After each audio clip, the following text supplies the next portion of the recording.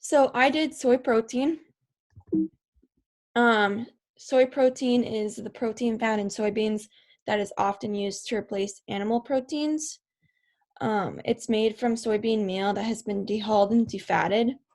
Dehulled and defatted soybeans are processed into three kinds of protein products: soy flour, concentrates, and isolates. Um, so soybean protein isn't necessary for health, but it is helpful. There is no cholesterol and it's low in saturated fat. It's high in polyunsaturated fats, fiber, vitamins, and minerals. And soy protein also contains all 8 amino acids, well, essential amino acids. Its function is water absorption, antioxidation, fiber, and reducing the risk of cardiovascular disease, as well as a few others. This picture here is the fibers of a soybean.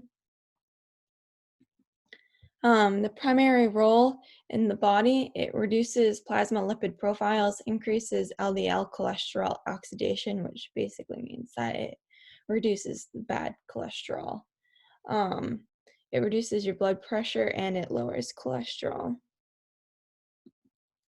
So food sources, you can find it in edamame, soy nuts, soy flour, soybeans, soybean burgers, soy milk, tofu, and tempeh.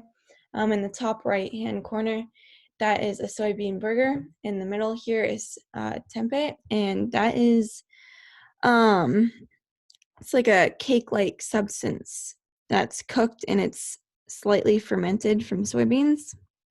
It's really easy to digest compared to tofu. Um, and then in the bottom right-hand corner, that's edamame. So daily requirements. Currently, the United States doesn't make any recommendations for the daily requirement of soy protein, but the Chinese government does actually. They recommend consuming at least 50 grams of soy protein daily. But the United States daily reference intake of regular protein is 0.8 grams per kilogram of body weight. But they found that soy protein intake among vegetarians and vegans is much higher than the general population. They reported that the daily mean soy protein intake among vegans was 13.1 grams per day.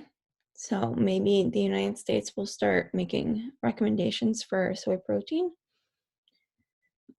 So deficiency and toxicity symptoms. So you could have a deficiency of protein if you have skin, hair, or nail problems, loss of muscle mass, increased risk of bone fractures, a bigger appetite, risk of infections, or a fatty liver.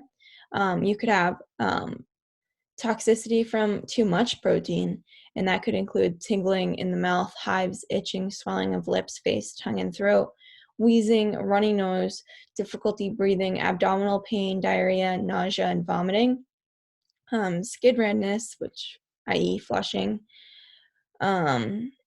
headache, mood changes, weakness and fatigue, low blood pressure, hunger, and food cravings. So here's my sample menu. For breakfast, I said that somebody could have a cup of cooked oatmeal, 8 ounces of plain soy milk, a cup of strawberries, and decaffeinated coffee. For a snack, you could have a medium apple with a tablespoon of soy nut butter and some water. For lunch, you could have a soybean burger with spinach, tomatoes, and mustard on a multigrain bun. 1 cup of raw vegetables, 8 ounces of non-fat yogurt.